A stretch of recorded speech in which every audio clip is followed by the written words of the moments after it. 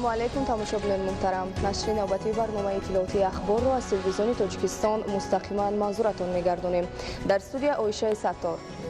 Асосгузори сулҳу ваҳдати миллӣ, пешвои миллат, президенти ҷумҳурии Тоҷикистон муҳтарам Эмомалӣ Раҳмон мардуми Тоҷикистонро ба муносибати ҷашни садаки бо шарофати соҳиби истиқлолӣ аз нав эҳьё гардида дар сатҳи баланд таҷлил мешавад, табрик намуданд. Ҳоло таваҷҷӯҳ намоед ба матни табрикоти президенти ҷумҳурии Тоҷикистон, пешвои миллат муҳтарам Эмомалӣ Раҳмон ба муносибати ҷашни сада дар қироати ҳамкорони мо. ҳамватанони азиз, ба шарофати истиқлолияти давлатии кишвари маҳбубамон, суннату анъанаҳои бостонӣ, ҳунарҳои мардумӣ ва ҷашнҳои миллии халқи кӯҳанбунёдамон эҳьё гардида, имрӯз дар ҳаёти мардуми мо ҷойгоҳи арзишманд пайдо карданд. Сада ҳамчун яке аз ҷашнҳои бостонии миллати тоҷик аз ҷумлаи ҳамин оинҳои эҳьёшудаи мо буда, дар ҳамаи манотиқи кишвар таҷлил карда мешавад.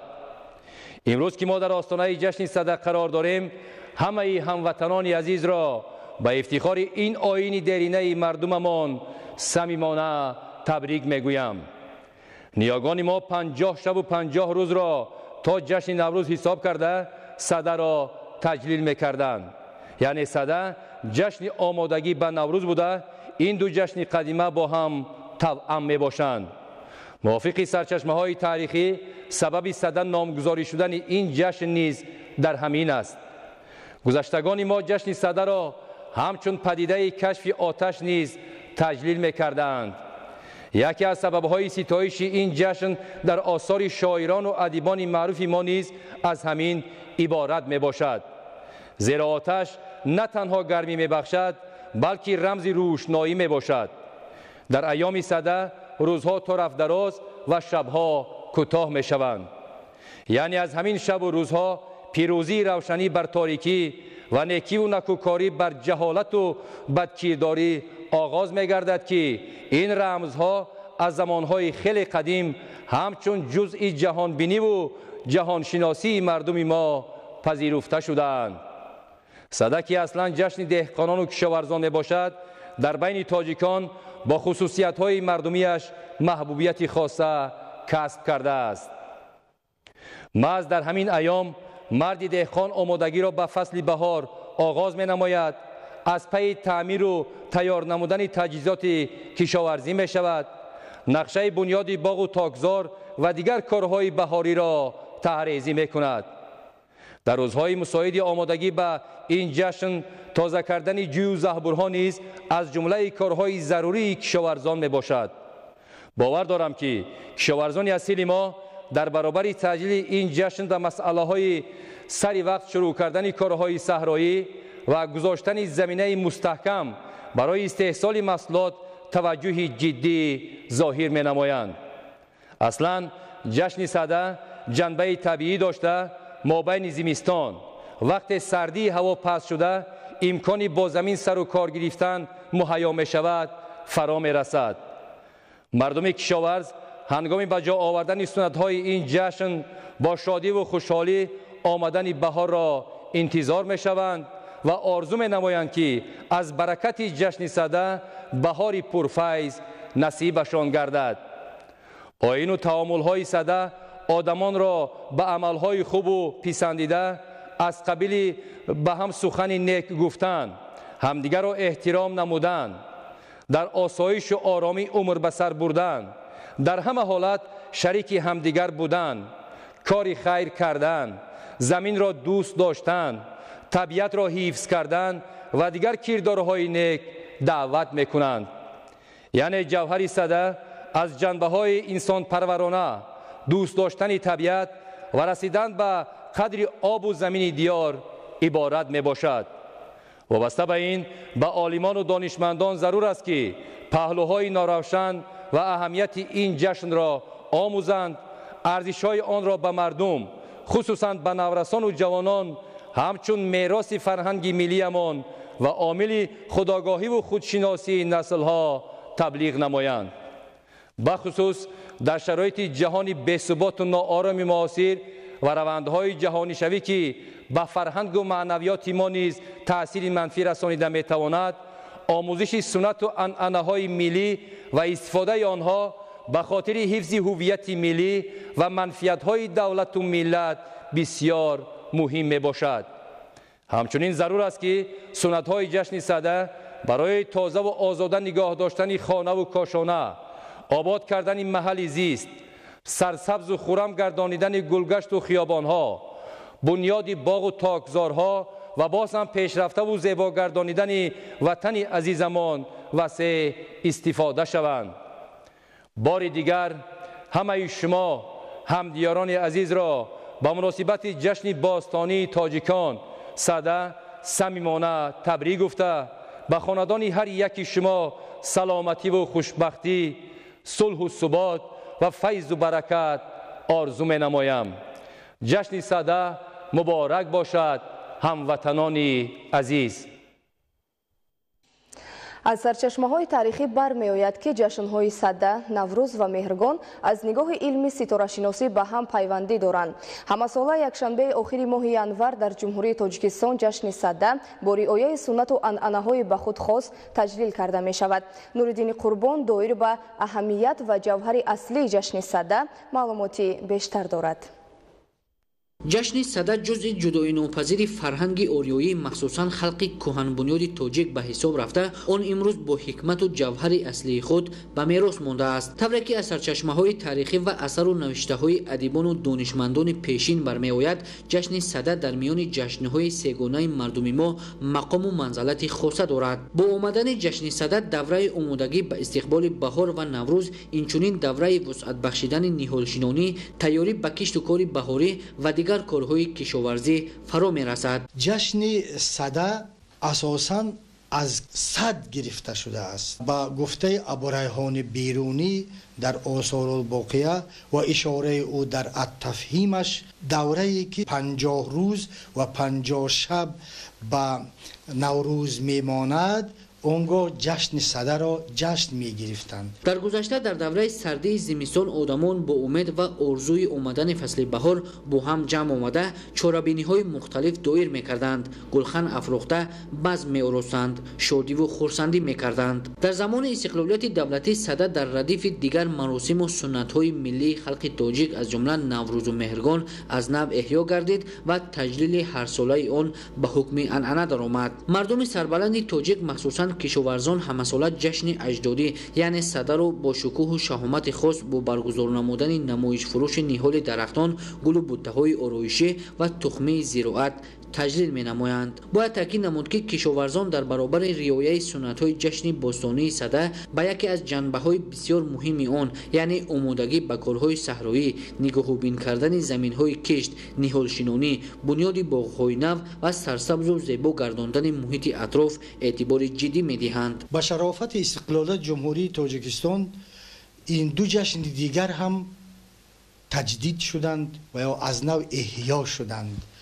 و ببینید که حکومت جمهوری تاجیکستان امروز ها با جشن گرفتن جشنهای سده، مهرگان، نوروز و همچنین سایر جشنهای مربوط به فرهنگ آب توجه خاص ظاهر کردند و چند سال آخر است که در جمهوری ما جشن سده با شأن و شکوه و شهامت خاصه جشن گرفته می شود که البته این از خدمت‌های سرور دولت ما محسوب می‌یابد. جشن سده چون رمزی گرمی و نور و جاودانگی خورشید عالمتاب بشارت داده، خوشبختانه آن در مملکت با برگزاری چهاره‌بینی‌های عمومی استقبال می‌گردد و آن در نهاد نسل نورس خودشناسی و ارجگذاری به فرهنگ عالم شمول خلق تاجیک را بیدار می‌سازد و آنها را به سوی آبادکاری و مهنت دوستی تلقین می‌نماید.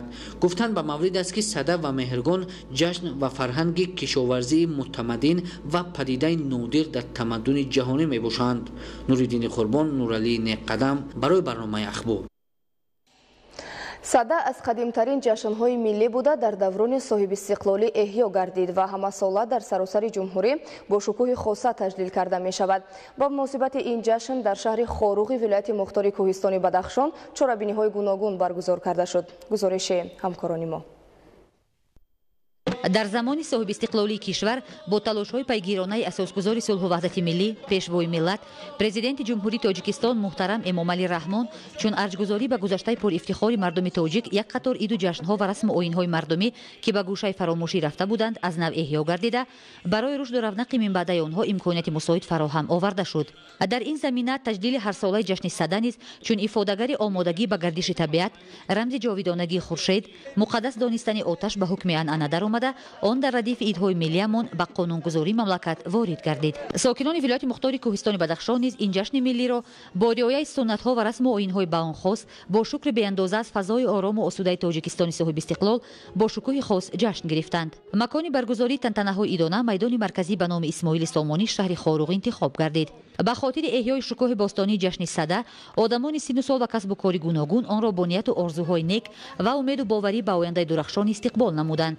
афрӯхтани гулхани идона чун рамзи асосии ин ҷашни мардумӣ ба ҳисоб рафта, чун рамзи пирӯзии гармӣ бар сардӣ ва нур бар зулмот ба тантанаҳои идона шаҳомати хос бахшид. омода гардидани суфраи ҷашни Сада шаҳодат аз фаровонии хони мардуми тоҷик буда, кадбонувони моҳир тавонистанд таомҳои миллии хоси тоҷикони Кӯҳистонро ки вобаста ба сардии тӯлонии зимистон маҳз дар минтақаҳои баландкӯҳ омода мегарданд, бо маҳорати хос омода ва пешниҳод созанд. азбаски Сада ҷашни асосии омодагии кишоварзон ба оғози кишту кор ба ҳисоб меравад, маҳсулоти кишоварзӣ бо нишон аз ҳосили фаровони дастранҷи деҳқонон дар мавсими гузашта ба намоиш ва фурӯш гузошта шуд. зимни баргузории чорабинӣ таъкид шуд ки маҳз дастгириҳои пайвастаи асосгузори сулҳу ваҳдати миллӣ, пешвои миллат, президенти ҷумҳурии Тоҷикистон муҳтарам Эмомалӣ Раҳмон имкон доданд то идҳои миллии мо аз ҷумла Наврӯзу Меҳргон ва Сада умри дубора пайдо карда, миллати кӯҳанбунёду тамаддун офари тоҷик имкон пайдо намуд то онҳоро бо риояи тамоми расму оинҳо таҷлил намояд. зикр гардид ки истиқлолияти давлативу миллӣ барои боз ҳам густариши ёфтани тамаддуни миллӣ имкониятҳои бештари муҳайё сохт ва имрӯз Сада чун ҷашни мелодии оташ бо шаҳомат ҷашн гирифта мешавад. як қатор фаъолони соҳаи кишоварзӣ ба хотири саҳми арзанда дар рушди соҳа қадрдонӣ карда шуда, аҳли фарҳанги вилоят бо барномаи рангини ҳунарӣ тантанаҳои идонаро ҷамъбаст намуданд. барномаи иттилоотии ахборро идома медиҳем. дар штати Минас Жерайси Бразилия бар асари рахна шудани обанбор беш аз 50 нафар ба ҳалокат расида, қариб 200 каси дигар бенишон гардид.